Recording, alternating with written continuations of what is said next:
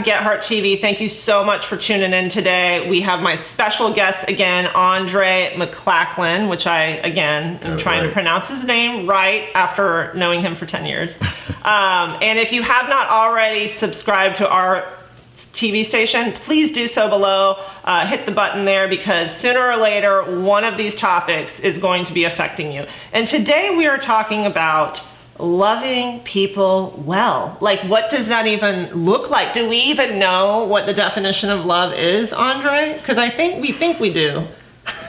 It's a tough one. Yeah, sometimes I don't know if I know. Right, like I'm a parent and I'm sitting here going, I wonder, sometimes I just wonder this out of the blue. I'll be like, do my kids like feel loved by me? Like I was wondering that yesterday. I was sitting there at summer and I'm sitting there going, man, I really had to be conscious to go play with Hope, my 6-year-old, because I needed to do other stuff. I was like and I was thinking, how selfish is that?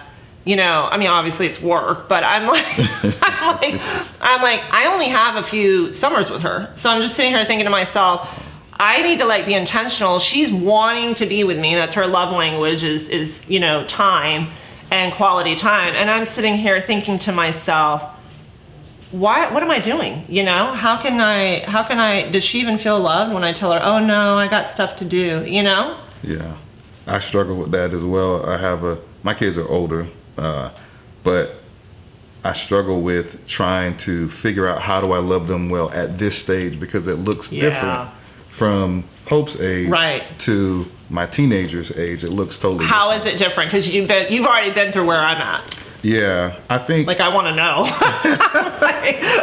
Well, I'm not an expert, but at Hope's age, it's time. It's playing with them. It's getting on the floor.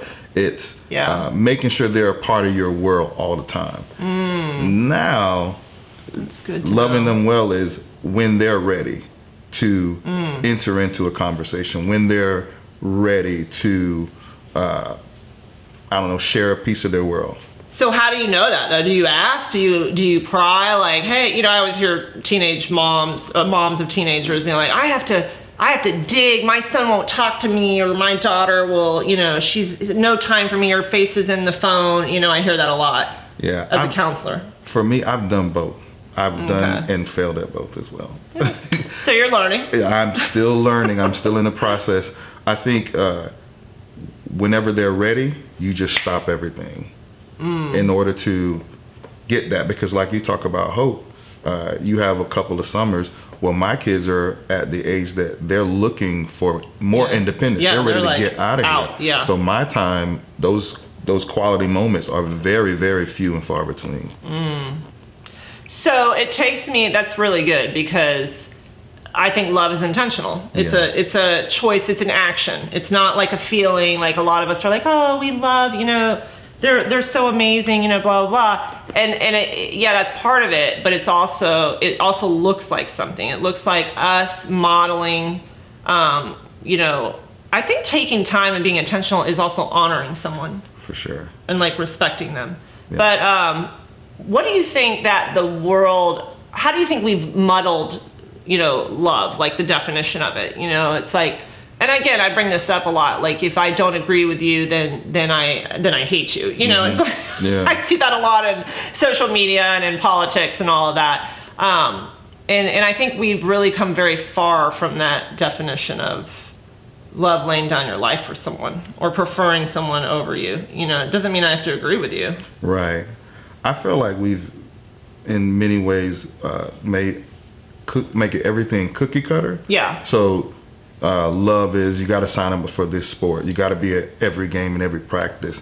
And that might give them your undivided attention. Your undivided attention, or hover over them. Right. That would, in some sort of way, guarantee whatever relationship that they're going to be. Yeah, totally sound. And that's not true either, because it's like you said, there's this balance of, hey, I'm going to give them their space and let them be independent and let them find out who they are without us, you know, telling them or, you know, saying what they should and shouldn't do. And then also, too, it's being there when they are inviting. I think love's an invitation. For sure. Yeah.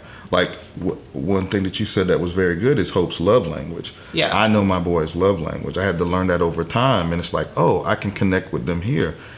loving them well might not be, even if it's something that I think is good or something that I appreciate, it might not do anything for them. But learning how they tick, their love language, and meeting them when there's an opportunity, or when they're inviting you into that right. place. And that is so cool that you brought that up, which you didn't know about, but I just wrote a free guide on, are you sending the wrong messages? And here's why I titled it that. Because I could be like, I love you, Andrei, I love you. And you'd be like, I don't feel loved at all. For sure. And that's why I wrote it. I took a lot of it from, obviously, different books like the love languages and stuff. But in it goes through like, what is the kiss of death? And like for someone who's not a affectionate person, which I am, but if I know that you're not, the kiss of death would be me trying to literally like constantly hug you or do any of the, Yeah. That and Denise would probably, kick my butt, but just kidding. But people don't understand that it is like a communication. So Yes. if I don't know what Gavin's love languages or Hope, my family's, and I'm sitting there doing it the way I think that's how they're receiving it, which is communication, giving and receiving. They're going to be like, okay, she keeps thinking that she's loving me well, but I actually am not. It's not hitting me. It's not clicking. It's not filling my tank. And I always tell people, how are you filling their tank? And is it how you want to fill it, or is it how they want to receive love? Yeah, I feel like also the danger in that, because you can go a child's whole time that they're with you and totally miss their heart because you're not connecting with them, and you feel like I've done this, I've sent them this checked camp, it off, I've bought all these things, but none of those things apply to what actually fills their love tank. Right, or what they actually need. Right. Because sometimes even the people that aren't, maybe affection isn't their love language, but at the time they might need that, if they're grieving or something. And the other thing too, I realized, and it does talk about it a little bit in the short ebook, is that if you know what you need and I understand your love language, then they feel safe to ask for what they need. Yeah. Because I've noticed that, people have said, oh, your kids, you can tell like they feel loved, and to me that is like the biggest compliment I could ever hear in my life. Because I think like the most successful people are the ones that know they're loved. Yeah. Like loved by God, loved by, the people closest to them. They have those deep, powerful connections. Because in the end, that's honestly like what it's about. Yeah. I don't really know what everyone else thinks it's about, but that's what it's about. And it's weird because she's able, I'll just use her as an example. She's able to express what she needs at a certain time.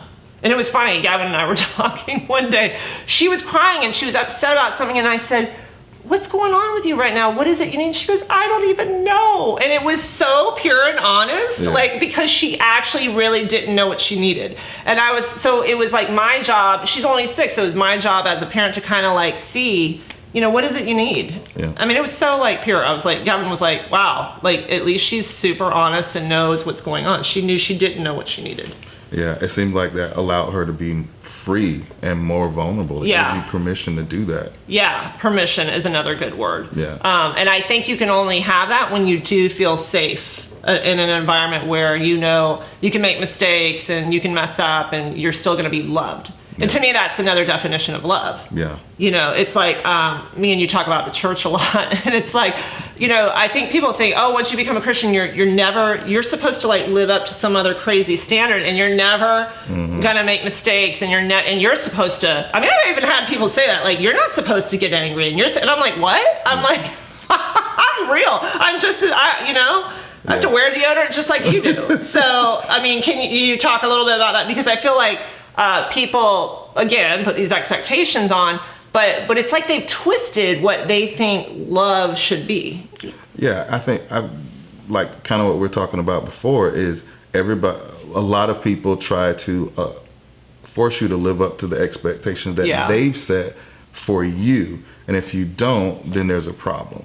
Yeah, a big problem. Yeah. And that's not loving. In business, I guess you have expectations that you have to live meet up certain to. goals, Of course. But in communicating in different relationships, you still have to be aware of who you're dealing with. Yeah. And how to bring out the best in them, how to connect with them so that you can bring out the best in them.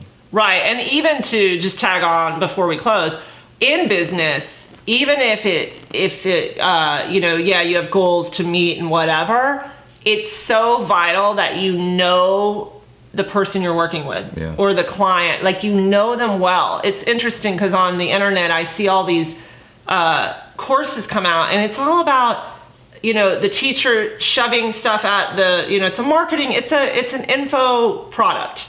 And it has nothing to do with, okay, you know, most people buy those products and they never use them. Yeah. And so it doesn't have to do, there's no like connection, there's no communication. And that's what I love about, you know, what we're doing, because we get to know the people that are listening, and I talk to them and have, you know, what did you think about this? And what is it you're needing in your life right now? I mean, that's what comes up with some of the topics that we talk about. Yeah. And I feel like you still have, like you said earlier, you can miss somebody's heart. You can totally miss it. And even in business, just to encourage anyone, like if you're working with people or clients, it's try to see what's going on in their heart. You know, so I'll just ask God, like, show me what's going on, you know, because we're not meeting the goal and I don't know how to get there, you know, and it's like, how do I do that? I'm sure you get like that, you know, teaching. Yeah. Yeah. That could be a whole nother video.